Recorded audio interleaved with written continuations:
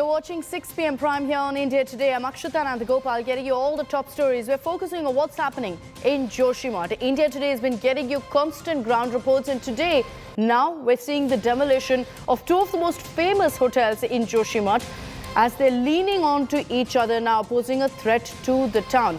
But even as we get you those live updates, there are questions about what's being done to take care of the residents. Are they being given adequate compensation? What's being done to help them evacuate and ensure that they can settle somewhere else comfortably? We're going to be asking those questions. The headlines first.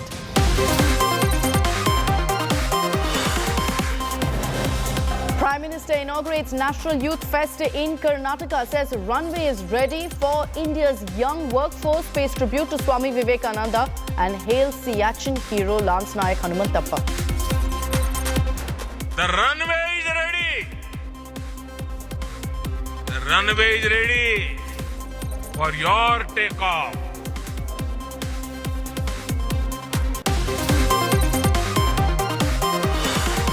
Demolition begins at one of the two hotels that were marked unsafe in Joshimath.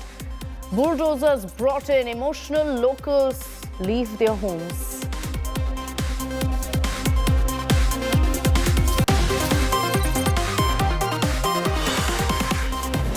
High drama within the Karnataka BJP as B.S. Yediyurappa doesn't get an invite to Prime Minister Modi's Hubballi event. Has the BJP snubbed Yediyurappa yet again?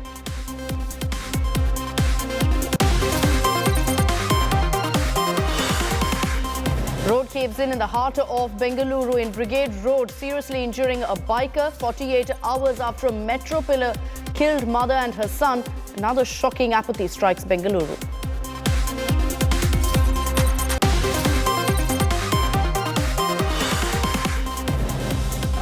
Suspended BJP Neta Nupur Sharma gets a gun license after several death threats that she's received over her prophet remark.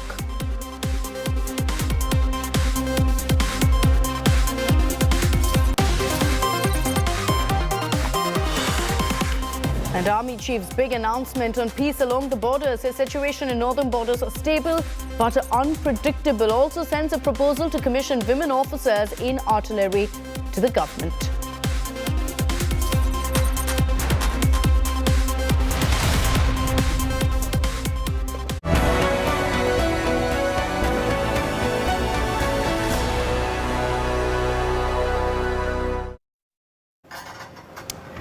After the evacuation, it's time for demolition now in Joshimath. All of this damage control after the area was declared as landslide prone.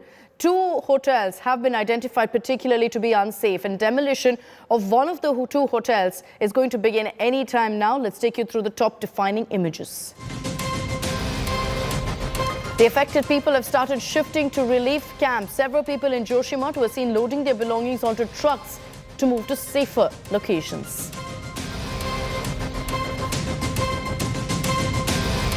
Before the demolition of the two hotels, cranes and bulldozers have also been deployed at the location. Although no heavy machinery can be used for the demolition, the cranes were being used to take heavy items like generators out of the hotel. As the demolition of the hotels approaches, the owner of the hotel, Malari Inn, and his wife were seen breaking down and lying on the road. This came after the meeting with the administration didn't turn out the way they wanted. The owner of the hotel is miffed. Imagine, they're losing everything they have. They've stayed there for decades. The rage against the administration clearly on the streets there, very visible. Affected people in Joshimath expressed their anger, their ire, chanted slogans against the Dhami government because they haven't received any concrete solution from the government.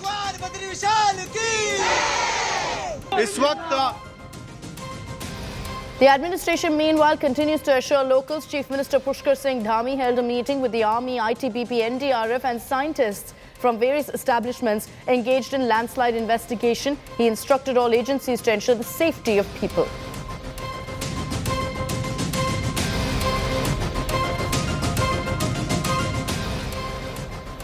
What happens to the locals of Joshimath? Many of them are being evacuated from their homes. The only home they've known for decades together, and now they're left with nothing at all. And that's because you're also seeing demolition drives now kicking off in parts of Joshimath. First, it's 2 hotels that are being demolished. Over 700 houses have shown cracks on the walls. Almost 130 families have been shifted out to safety. Only 2 hotels will be demolished, according to Chief Minister Dhami. None of the houses will be, but when will it actually be safe for them to return remains a big question mark. There's also a fight over the immediate compensation. Now, Chief Minister Dhami has announced 1.5 lakh rupees to the affected families. Imagine that. They've lost everything that they've ever owned. Their homes, their livelihoods are all gone, and 1.5 lakh rupees is expected to make up for all of that. Chief Minister Dhami has been there personally assuring people, saying we will take care of your needs. He even spent a night at the relief camp with the protesters to review assistance that has been provided to the affected. He held a key meeting with senior officials on the situation.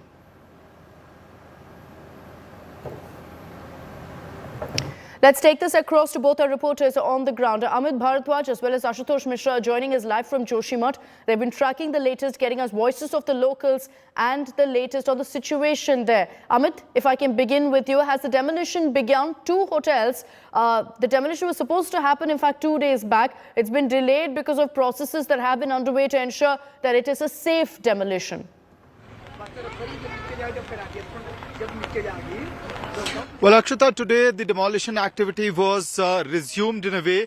2 days back when the SDRF and the government officials had taken over those 2 properties, Mount View and Malari, what we had seen was several women sitting on protest, blocking the path of the officials, and not letting them enter the Malari hotel, to be specific. And after 2 days of deadlock, yesterday when Chief Minister Pushkar Singh Dhami was in Joshimath, he made the first announcement about 1.5 lakh rupees ex gratia compensation to the affected people of Joshimath.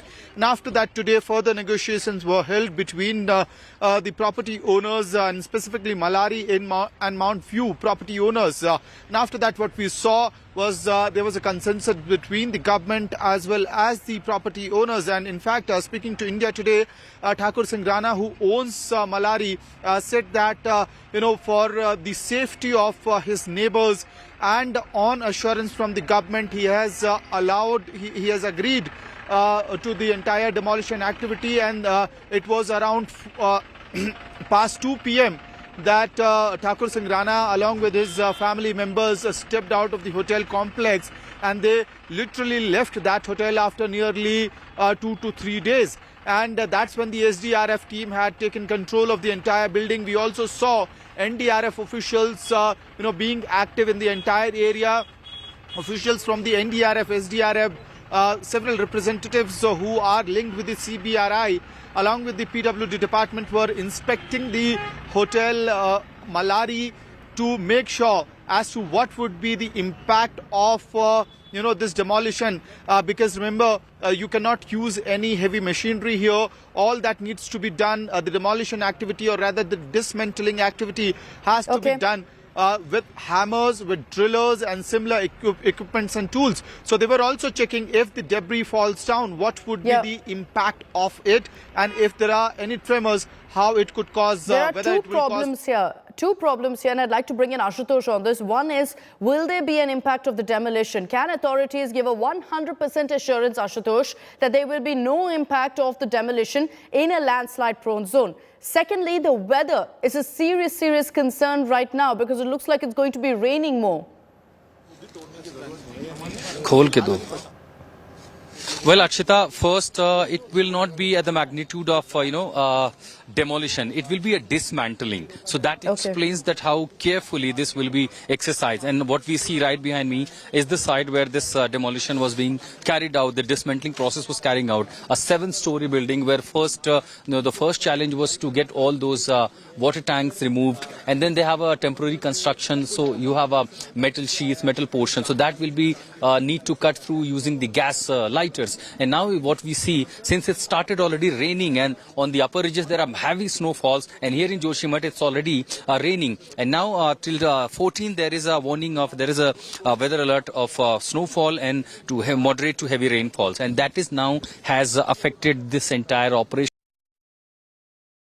What we were told by administration that it may take even more than a week, and this was supposed to go throughout the night. And now because of the rainfalls, all these personnel who were in this operation have come down from the Malari Fall, and now the people were most afraid because due to the rainfall, there could be further escalation or sliding in the mountain, particularly in the danger zone affected area. Now you see all these evacuating this side. You can see a lot of the relief work, rescue work happening there. People evacuating all the material inside. We're losing Ashutosh's connection.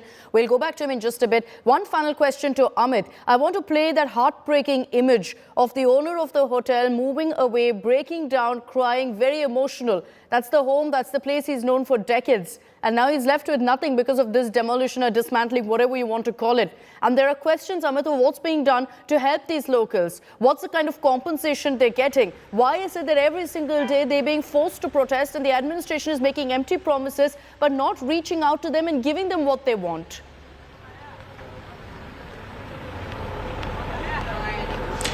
Well, Akshita, until yesterday, there was a lot of anger on the streets of Joshimath. We saw Badrinath Highway getting blocked. We saw women sitting on dharna in this extremely cold weather where rainfall is happening. There's threat of snowfall as well. Temperature goes in -degree as well in the night.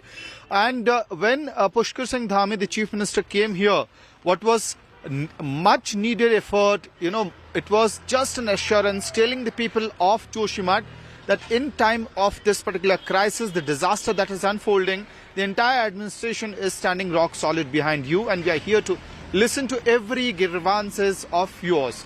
And that's, the first step towards that was announcing the 1.5 lakh rupees ex gratia compensation. Because remember, you have built your homes and hotels and businesses, investing all of your savings of the lifetime. And it is on the verge of falling down like pack of cards. So what do? You don't know what's stored in the future. And even the sustenance of the family for the next 4 to 6 months is a big question for all these people, affected people. So this ex gratia amount is going to be a surge of relief, as well as it is going to bring some trust between the establishment as well as the locals who are affected by this disaster, which is still unfolding in Joshimath.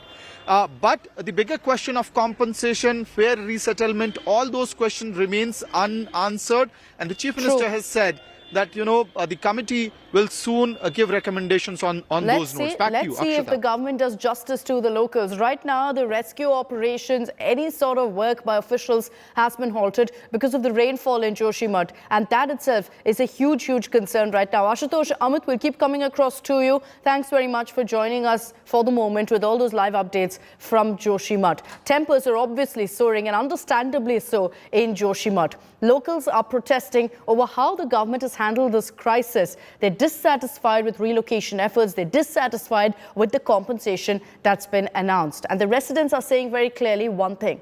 They want to ensure there's accountability. They're asking, who's behind this Himalayan crisis? Why weren't our cries heard before?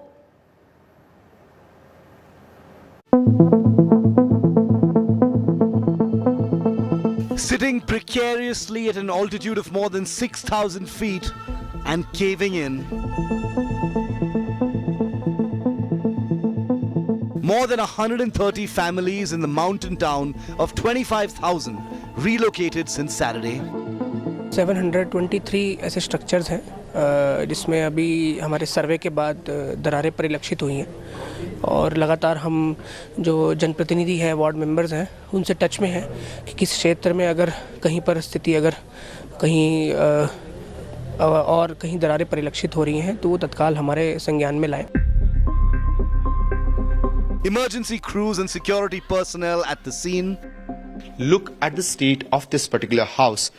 The protection wall has given up. Ground floor has collapsed. Strong part of any building are the pillars of any house, giving us a complete picture as to how dangerous is this situation in Joshimath. सरकार उचित हमको मुआवजा दे, तो इसीलिए हमारा ये धरना पर। मुआवजा आपको बताया जा रहा है, क्या वो काफी नहीं है? नहीं, अभी हमको तो कुछ नहीं बताया, हमें पता ही नहीं कि कितना, उसको आउट ही नहीं कर रहे हैं कि हम भाई इतना देंगे। इसलिए हम विरोध कर रहे हैं और तोड़ने भी आएंगे, हम इसे टूटे में आएंगे।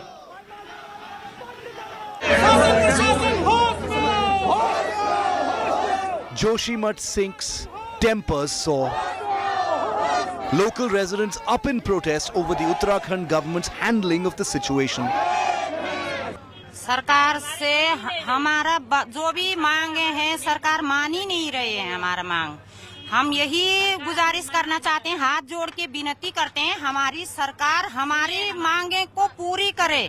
और हम खुद बेघर हो गए हैं, पूरे जोशीमठ का अस्तित्व खत्म होने वाला है। The hotel which is supposed to be raised down due to the risk waiver, and why this is, look at these gaps, these cracks from mainland to the hotel stretch, these stairs, and this is widening every day. And despite being threat zone, the people have decided to sit here on protest. There's a meeting being called by the administration. This is to resolve. Now the demand from the hotel owners and these locals, replace us, relocate us to the safer places, ensure proper compensation. The administration held talks with protesters seeking greater compensation than the interim assistance of 1.5 lakh rupees for each displaced family. Authorities, however, are playing this down, insisting it was noticed in just a small part of Joshimath. Pan Uttarakhand कोई बड़ी घटना नहीं हो रही है और with in Joshimath भी केवल 20% हिस्सा प्रभावित हुआ है, बाकी 80% हिस्सा यहाँ सुरक्षित है। अगर पूरे जोशीमठ खतरे में होगा तो हम कैसे रह सकते हैं? तो इसलिए ये एग्जैजरेशन है। Weather has compounded fears here. Battling freezing cold, residents of Joshimath are bracing for rains forecast in the region over the next 3 days. प्रकृति को आप ये भी समझिए, अगर वो दंश दे रही है तो उसके बाद दवा भी है, और उसकी समझ इस रूप में है कि फिलहाल कुछ समय आप प्रकृति से छेड़छाड़ बंद करें, इसके चारों तरफ की गतिविधियों को रोकें। निश्चित रूप से मेरा मानना है कि प्रकृति एक अच्छा व्यवहार करेगी। According to official sources, fissures have widened in at least 24 buildings of the town. Authorities plan to raise to the ground high-risk structures with light equipment, mostly manual, in order not to create tremors from the demolition. Many locals sounded least satisfied with the relocation efforts. तोड़ने के लिए तैयार है, मनाने के लिए, तोड़ने के लिए तैयार है, पर उचित मुआवजा दे दे, बद्रीनाथ के तर्ज में विस्थापित कर दें और इसी के लंबे बैठे हैं धरने। जब जनता तब नेता, जनता मर जाएगा तो नेता कहाँ से बचेगा? A grave crisis in the Himalayas, reminding policymakers of what they should have done but didn't do to protect the fragile mountains. With Ashutosh Mishra, Amit Bhardwaj and Ankit Sharma in Joshimath, Uttarakhand, Bureau Report, India Today. So why exactly is Joshimath sinking? I decode the risk that the temple town faces from unregulated development. Located at a height of 6,000 feet, the winter seat of Lord Badri, Joshimath is a well-known tourist destination. Joshimath is a town in the Garhwal Himalayas and an important way station of both the pilgrim and trekking circuits. It's also of huge strategic importance to the Indian Army. But why is Joshimath sinking? Is over-exploitation for real? In the past few decades, the hill town has seen an explosion in population. There's been rampant growth in construction activities as well.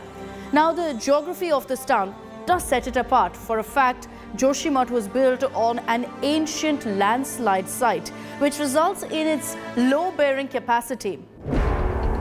The Uttarakhand State Disaster Management Authority, in its 1976 report, said that the perennial streams, appreciable snow in the upper reaches and highly weathered gneissic rock made the area highly vulnerable to sinking, what we're seeing today.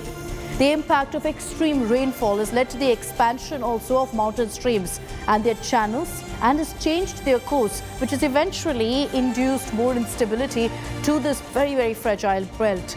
Joshimath is a seismic zone, an area essentially that's prone to earthquakes, which adds to the new title, the sinking town. New development projects are also taking a clear toll. Projects such as the Helang Marwadi bypass have brought the town under the impact of also tectonic activities. Despite the sensitivity of the area, major hydroelectric projects have also been sanctioned. There are many questions also over the NTPC hydropower project. Under this project, 2 tunnels are being dug. One is being dug from Tapovan and the other from Selang. Experts say that the blasts for this construction done for the projects and the seepage due to the constant tunneling work could actually have an impact. It could be responsible for the cracks that you see currently in several homes. And to a large extent, experts say this is the issue.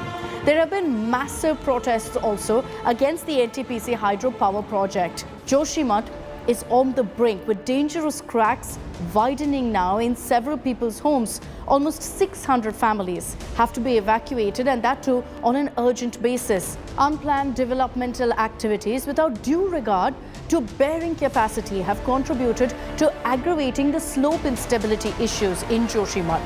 And this isn't the first time Uttarakhand has actually seen these disasters. We're talking about massive flash floods, which you well know about, forest fires, avalanches, landslides, and completely unpredictable weather. The question that remains currently, looking at the situation in Joshimath, who's responsible for what's happening right now? Was a comprehensive study actually done before sanctioning some of these projects like the hydropower project? And why were these red flags ignored for so long till it's become such a dire situation, forcing families now to leave?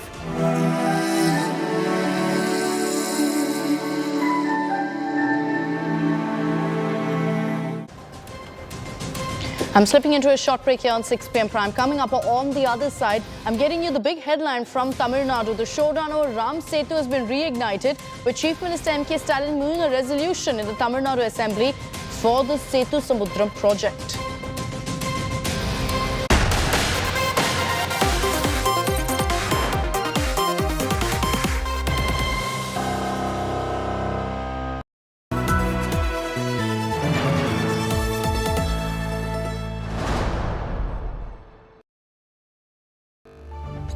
The men and women who built Indian industry, and the young guns who are shaping tomorrow's India. From storied careers to unicorn dreams. The equity market is a dynamic space that needs sharper insights and perfect timing. What stock, what fund, what to pick and what to sell. How do you make money on the markets? And what are the superior strategies for a winning portfolio? Your questions answered by 30 years of undisputed leadership. Only at the Market Today Summit.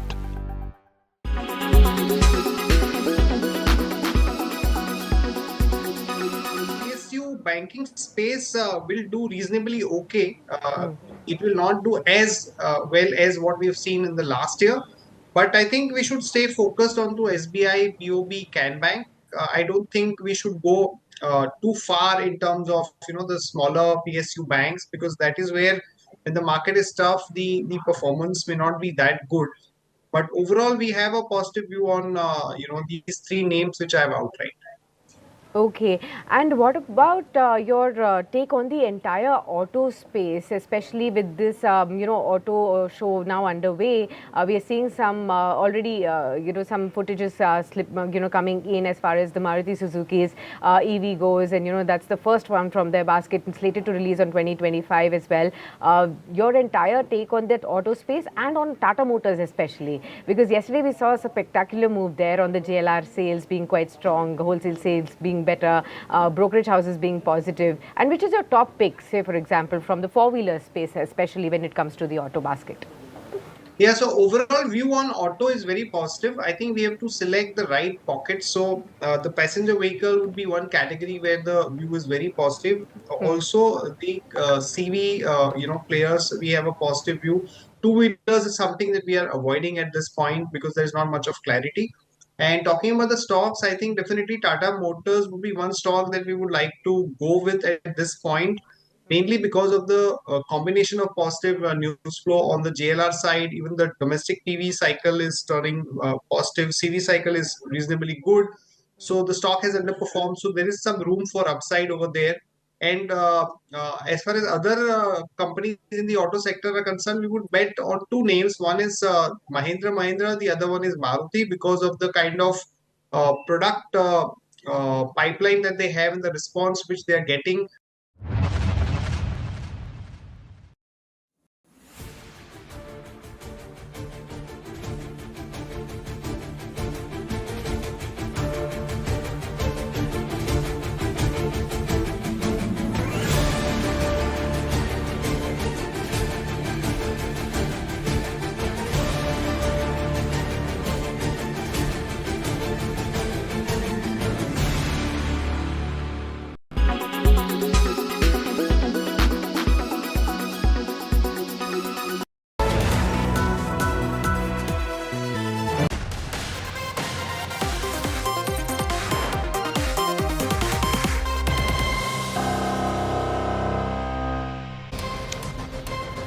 Welcome back. The Tamil Nadu Assembly is in session and the Setu Samudram project, the bone of contention between Dravidian parties and the BJP, is once again in the news. A resolution has been adopted by, in fact, the Tamil Nadu Assembly, which urges the union government to revive the Setu Samudram channel project.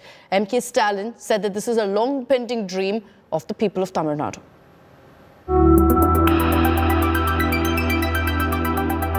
A small stretch of land between India and Sri Lanka, the Ram Setu, or Ram's Bridge. It's been a big point of debate both in the judiciary and in political corridors for years now, and it's back in the news. This is courtesy CM Stalin reigniting his dream of the Setu Samudram project, a bone of contention in the past between BJP and Dravidian parties. CM Stalin moved a resolution that was passed unanimously calling for the project to get a go-ahead, as Stalin deemed it a long-pending dream of Tamil Nadu. 150 ஆண்டுகால கனவு திட்டமான சேது சமுத்திர திட்டத்தை நிறைவேற்றி தர வேண்டும் என்ற தீர்மானத்தை இம்மாமன்றத்தில் முன்மொழிவதை வரலாற்று கடமை என்று நான் கருதுகிறேன். பாஜக ஆட்சியில்தான் சேது சமுத்திர திட்டத்துக்கான பாதை எது என தீர்மானிக்கப்பட்டது. அரசியல் காரணங்களுக்காக பாஜக சார்பில் இத்திட்டத்துக்கு முட்டுக்கட்டை போடப்பட்டது என்பதும், இத்திட்டத்தை ஆரம்பம் முதல் ஆதரித்து வந்த அதிமுக பொதுச் செயலாளர் அம்மையார் அவர்கள் திடீரென நிலைப்பாட்டை மாற்றிக்கொண்டு இத்திட்டத்துக்கு எதிராக வழக்கு போட்டார் என்பதையும் இம்மாமன்ற உறுப்பினர்கள் நன்கு அறிவார்கள். The Setu Samudram shipping canal project was originally conceived in 1860. The project had been studied for years, but it was stalled as pro-Hindu groups said that the economic corridor could damage the Ram Setu land. Several surveys were conducted with the NDA under Prime Minister Vajpayee allowing a feasibility study. It was only in 2004 that the Manmohan Singh government allowed the project, but 19 years later, nothing has happened. It is a welcome move by the Tamil Nadu government in trying to bring about a resolution to bring back the Setu Samudram project. It's definitely a very good project insofar as improving the economy of Tamil Nadu and the economy of India as a whole.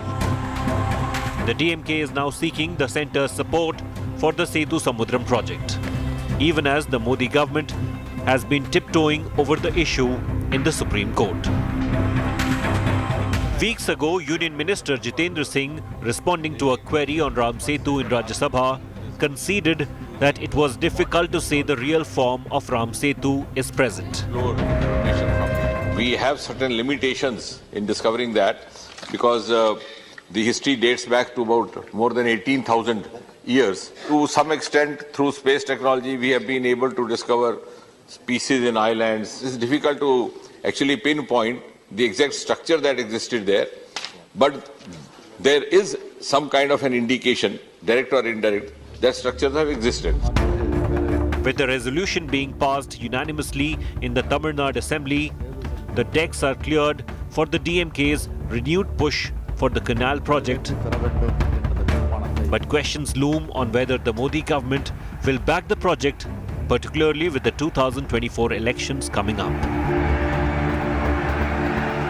Interestingly, BJP and AIDMK, which opposed the project earlier, citing Ram Setu, have now decided to support the project. And if this Setu Samudra project is implemented, a deep canal will be dug through Park Strait and Gulf of Mannar. Thereby, ships will not have to go around Sri Lanka. Viz Daniel, Pramod Madhav, for India Today. Moving on, let's get you news from Delhi, where trouble is mounting for Arvind Kejriwal and the Aam Aadmi Party. The Delhi government's Directorate of Information and Publicity has issued a notice to AAP in order to recover 163.62 crore rupees for allegedly running its political advertisements in the guise of government ads. That's a clear violation of the Supreme Court guidelines issued in 2015. AAP has also been warned that if the party doesn't deposit the money within 10 days, their headquarters will be sealed. This is a directive that's coming from the Lieutenant Governor. So the AAP has cried foul.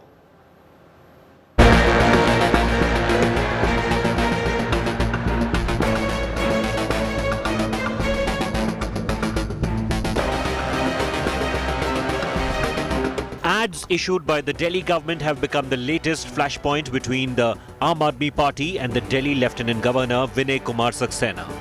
Aam Aadmi Party has been served a notice for a recovery of 163.62 crore rupees for allegedly running its political campaign in the guise of government ads.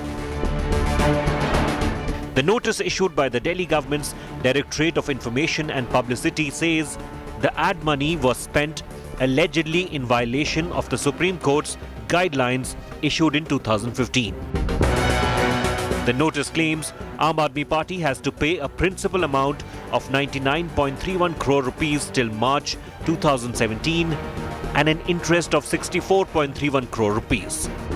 It warned that the Aam Aadmi Party's office would be sealed if the party does not deposit the money within 10 days. The notice comes nearly a month after the LG directed the Chief Secretary to recover 97 crore rupees from Aam Aadmi Party for allegedly publishing political ads with taxpayers' money. Delhi Deputy Chief Minister Manish Sisodia has accused the LG of using government officials to target Aam Aadmi Party. Bharatiya Janata party असंवैधानिक रूप से इन अफसरों के ऊपर अपना कब्जा करके जमा के बैठी है और वो इसका दुरुपयोग करके इन अफसरों का इस्तेमाल कर रही है अरविंद केजरीवाल जी के खिलाफ राजनीतिक इस्तेमाल कर रही है. The BJP mounted a scathing attack against Aam Aadmi Party, demanding that leaders of Delhi's ruling party should repay taxpayers every penny misused. आम आदमी पार्टी का खाता सीज किया जाए क्योंकि ये पैसा आम आदमी पार्टी एक राजनीतिक पार्टी ने अपने के लिए खर्च किया तो वो पे करेगी.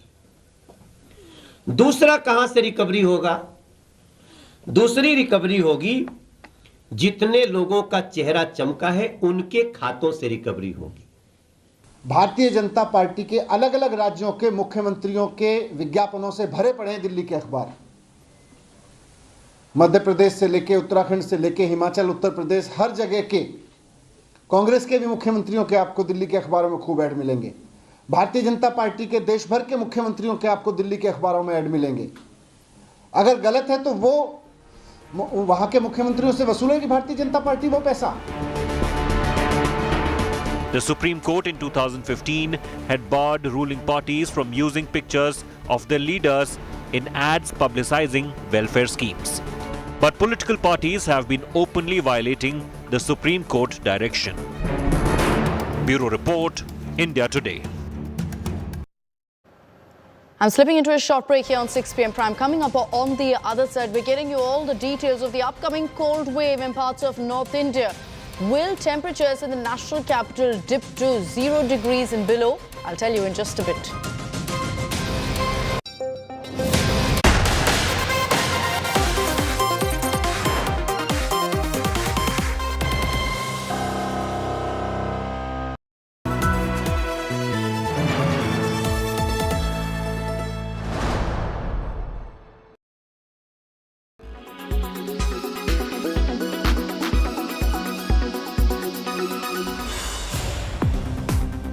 The three-day Auto Expo kickstarts, marking a return after a gap of 3 COVID-induced years.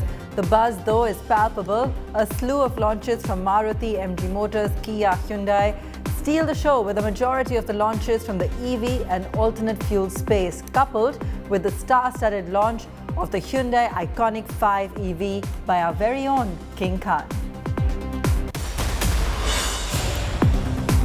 Maruti joins the EV crusade with their first-born electric SUV, EVX, at the Auto Expo 2023. The model set to hit the markets in 2025.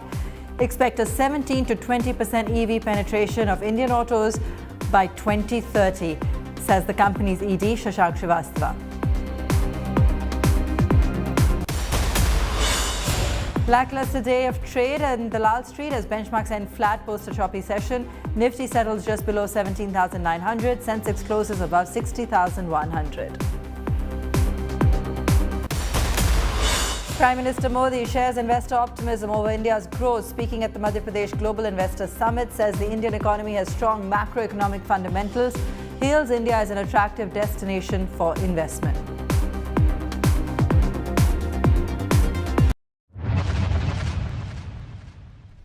I'm told that the lyrics say, Chandra Bose, you dance like a scorpion has bitten you. That's the Telugu version. Dance like you have eaten hot chilies. It seemed like a simple and rustic way of explaining the song that has appealed to the world. Yeah, 100%. Because it's a balanced kind of work. Balance. That is a balanced thing. We should not go overboard, or we should not go beyond this thing. So this is a balanced thing. We have to describe only Natu from rural backdrop. This is not a complete city kind of thing. They came from small villages. So the village things, I born and brought up in a small village. So I remember the things what I wrote what I experienced in my life. I wrote what I experienced in my life. That the lines came from my life only. Errajonna rottelona merapatukku kalipinattu. Errajonna means that one kind of millet, and merapatukku means chili chutney. So I experienced the food. In my home, I used to eat the rotte with chutney. Errajonna rottelona merapatukku kalipinattu. Na paata sudu natu natu natu natu natu natu. Na paata sudu natu natu natu. The complete gist comes in the one line, that the Errajonna Rottelona line, and every line depicts the culture, every line depicts the strength, every line depicts the confidence, every line depicts the financial status of the youth in villages. So that song came into my life, my experience, my memories, my childhood.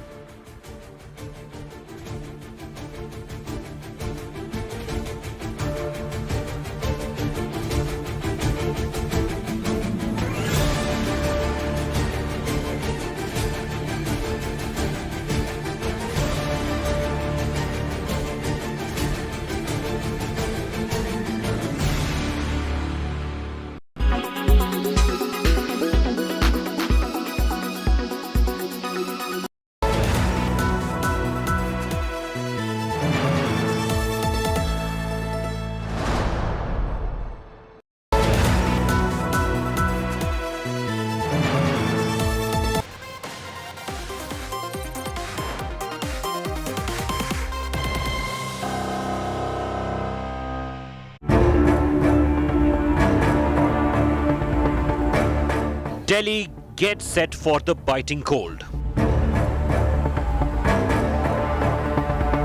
Unprecedented dip in temperatures predicted.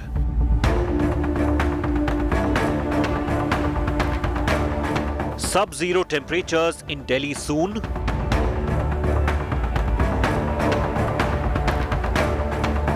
Amid season's first snowfall in hills. Delhi to freeze at 0 degrees.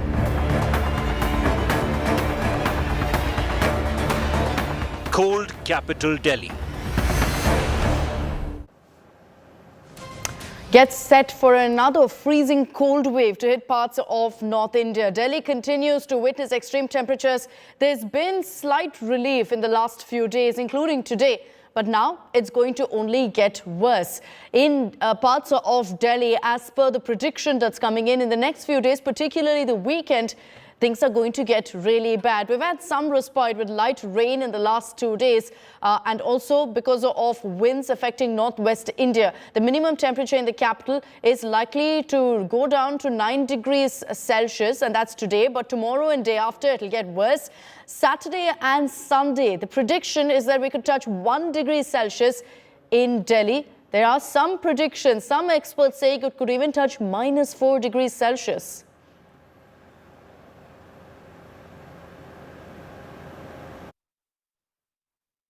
Currently, you must have noticed temperatures have increased.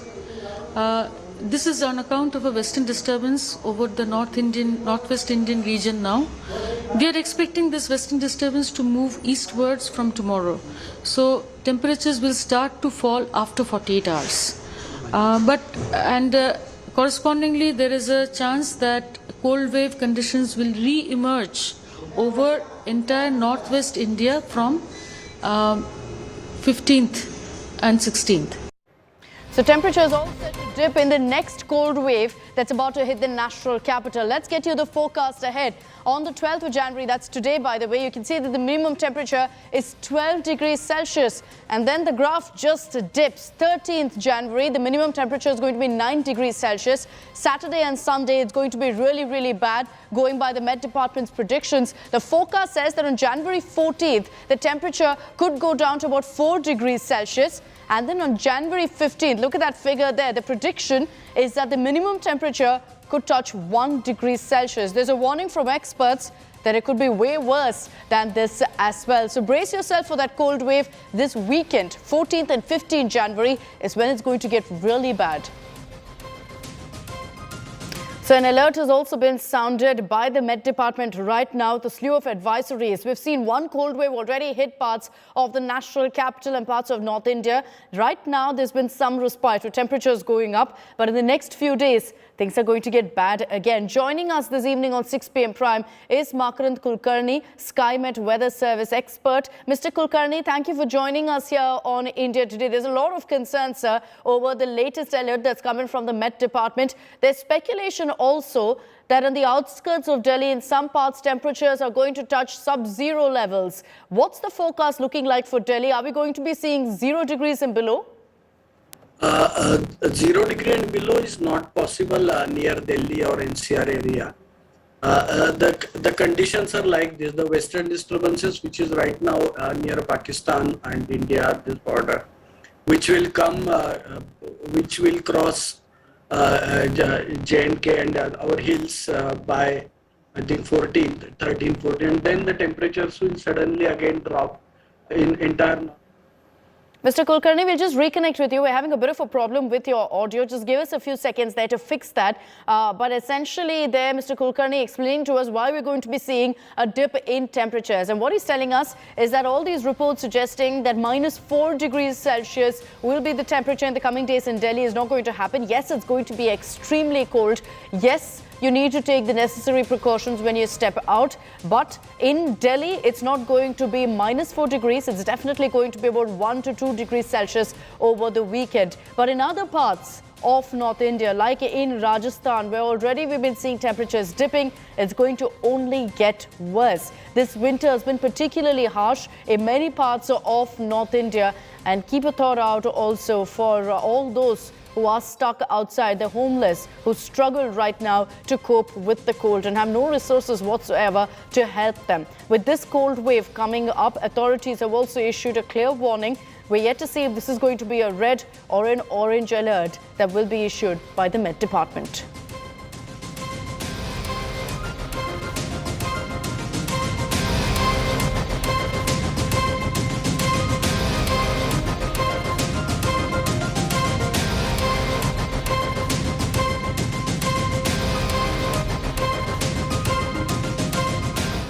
One of the reasons we're also seeing temperatures going down in the next few days is because many parts of the hills, the snowfall has begun, and it's the season's first snowfall. Let's get you those images. A massive snow avalanche occurred in Sonmarg area of Gandarbal district. The avalanche caught on camera killed one person. The hunt is on for a labourer who had also gone missing after the avalanche struck. As the mercury is dipping across North India, Srinagar witnessed its first snowfall of the season. Tourists were seen enjoying the picture-perfect snow-capped mountains in the region. Heavy snowfall was recorded in the peaks of Badrinath as several parts of Uttarakhand and Himachal are witnessing the season's first snowfall. Temperatures also plunged in Uttarakhand's Auli as the area received the first snowfall. A blanket of snow can be seen across Auli as locals largely stayed indoors due to the cold wave. Temperatures in Manali dipped below zero as the area witnessed heavy snowfall. The Met Department has issued a yellow warning, predicting that the snowfall will continue along with rainfall.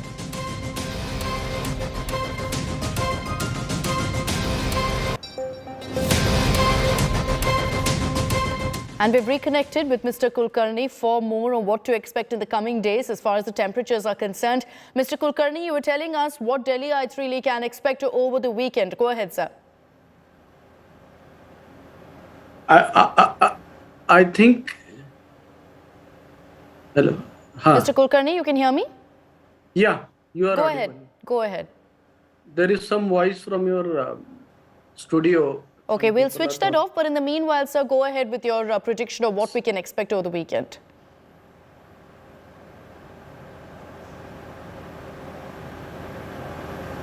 I think there is some...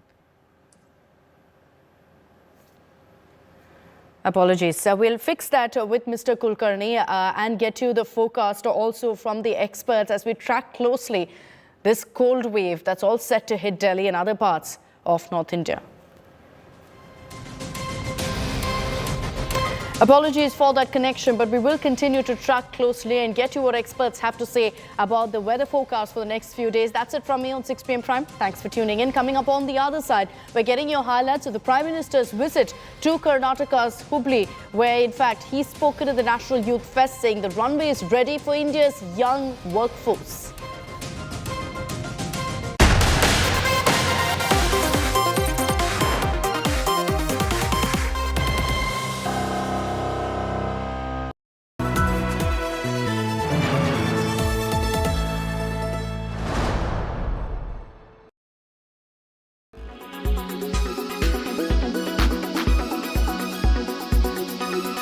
The IMF sees India as a bright spot in the global economy. The World Bank says that India is in a better position to deal with global headwinds than many other countries. This is because of India's strong macroeconomic fundamentals. OECD has said that India will be among the fastest growing economies in the G20 group this year. According to Morgan Stanley, India is moving towards becoming the world's third largest economy in the next 4 or 5 years. The CEO of McKinsey had said that this is not only India's decade, but India's century. Institutions and credible voices that track the global economy have unprecedented confidence in India. The same optimism is also shared by global investors.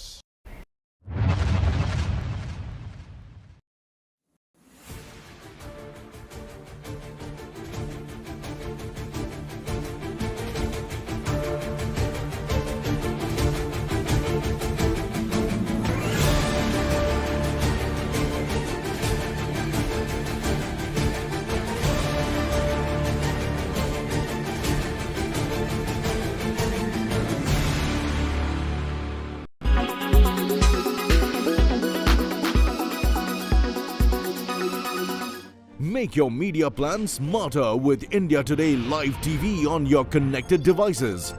Amplify your brand with 100 million smart internet viewers. To advertise, mail us at sales@aajtak.com.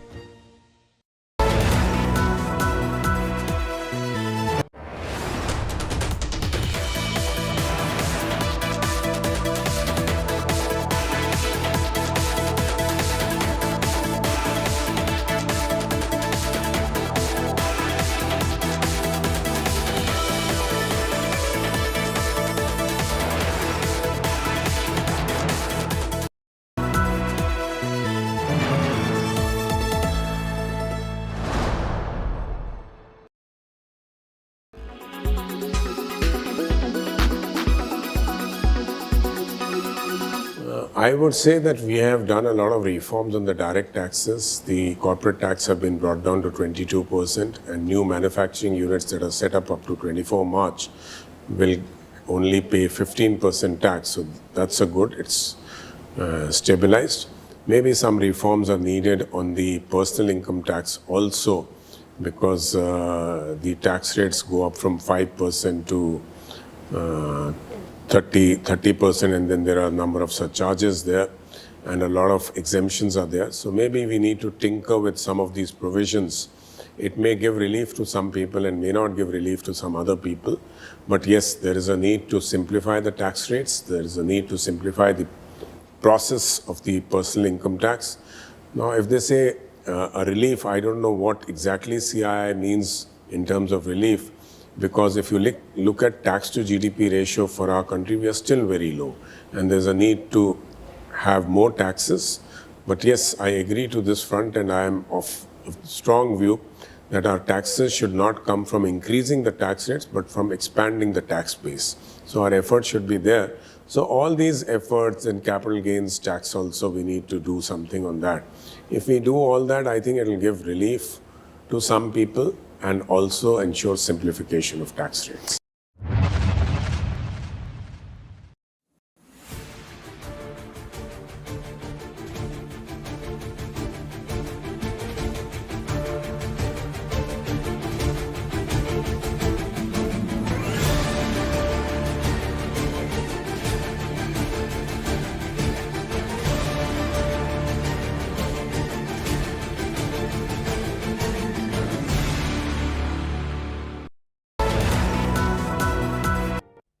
Tonight at 9 p.m. on the news today with me, Rajdeep Sardesai. Courts cannot dilute the sovereignty of Parliament, claims Vice President Jagdeep Dhankar, wading into the growing debate between the judiciary and the executive. Is the Modi government spoiling for a fight with the judiciary? Is the big talking point on the news today. Also on the show, we'll have the latest ground report from Joshimath, where demolitions are set to take place. And we'll tell you just why parents of children with rare diseases are desperately seeking the help of government and civil society. All that and much more on the news today.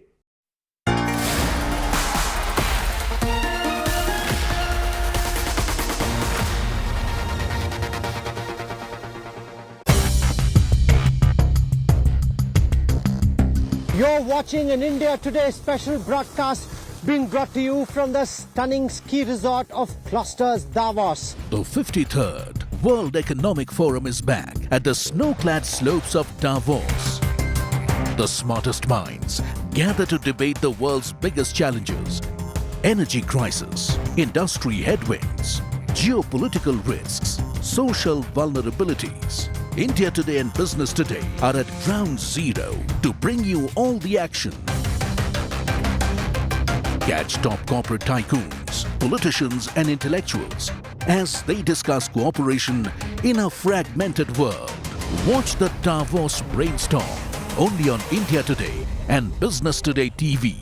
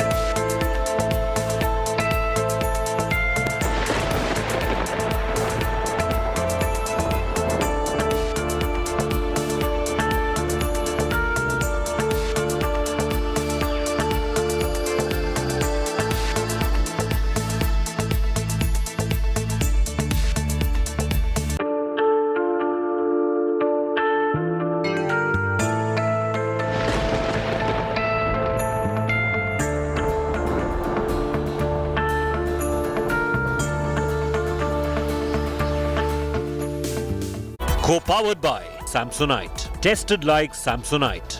Volkswagen Tiguan, India's safest SUVW. Citroën C3 Express your style.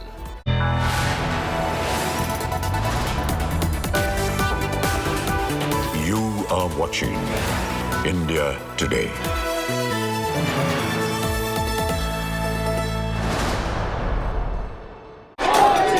और प्रधानमंत्री का काफिला आप देख सकते हैं कि तस्वीरों में कि लोग सड़कों पर भी खड़े हैं और इसके साथ मकानों पर भी, छतों के ऊपर पहली मंजिल पर। The Prime Minister's motorcade in Hubli.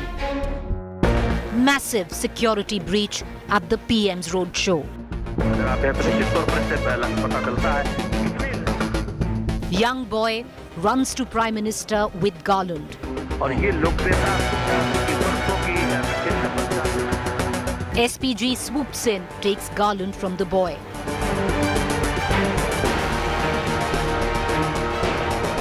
The boy and garland less than 5 feet from the PM.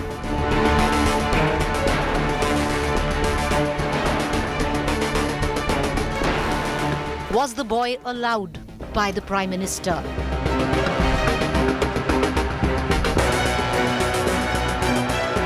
Congress alleges PM violated own security protocol. प्रधानमंत्री नरेंद्र मोदी अपनी गाड़ी से बाहर, अपनी कार से बाहर निकलकर हाथ हिलाकर Will accountability be fixed? Row over Prime Minister's security breach. Good evening, viewers. I'm Preeti Chaudhary. We're going to get you the latest from our reporters on ground. But before that, let me take you through the headlines. Delhi gears for bone-chilling cold in the coming days. IMD predicts temperatures to dip as low as -4 with a chance of light rain. 2023 could record coldest winter in years for the capital.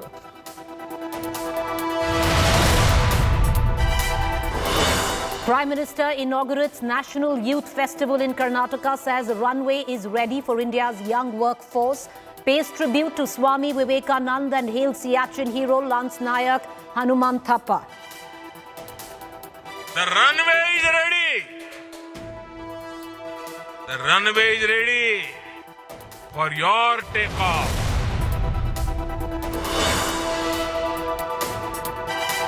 Demolition begins of one of the 2 hotels that were marked unsafe in Joshimath. JCB bought in, emotional locals leave their homes.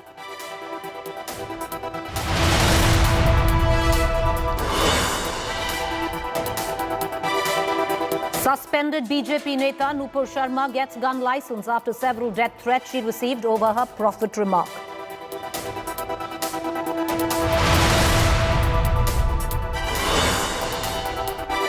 Army chief's big announcement on peace along the border, says situation in northern border stable but unpredictable, sends proposal to commission women officers in artillery to government.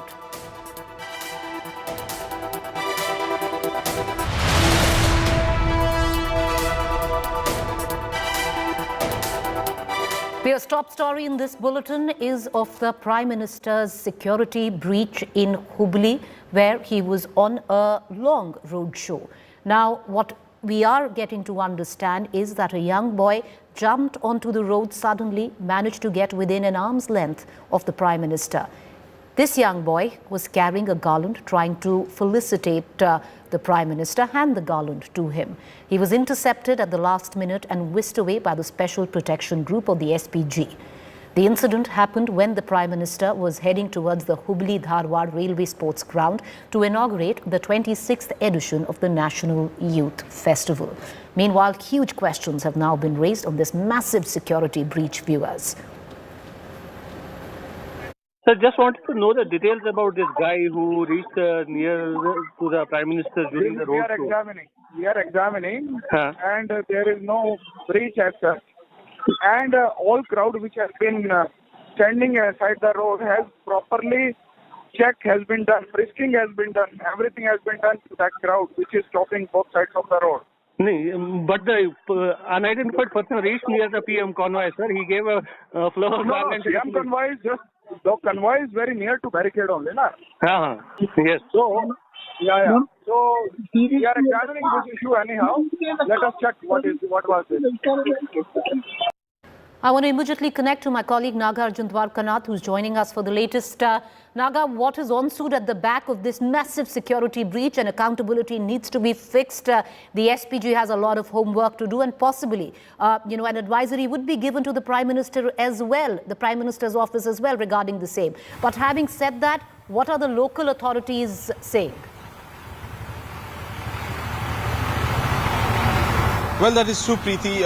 In fact, I spoke to the commissioner myself, Hubli commissioner. He's given me more details. The boy is of 10 to 11-year-old from Dharwad. He was over enthusiastic. He jumped the barricade, then gave the garland to the Prime Minister.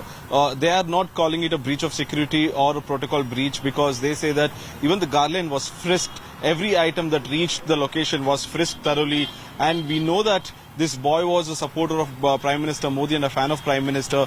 He then jumped and gave the garland. We don't see this as a security breach, because lakhs of people were there, and the car was very close to the barricade as well. And the garland was not a foreign object, because it was thoroughly checked by the security officials.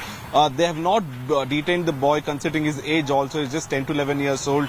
He was just over enthusiastic, seeing the Prime Minister jumped and then gave the garland. He's a local person here, so the local police also have information about his family, but they have not taken any action yet in terms of detain and arrest. SPG is talking to the local police as well, is what we are told, that certain explanation will have to be given, that how did he jump, and if he did jump, why was he not stopped. But what we are picking up from our sources also, that there was prior permission, in the sense when Prime Minister saw him coming, he didn't stop him. He in fact took the garland and put it on the windshield later.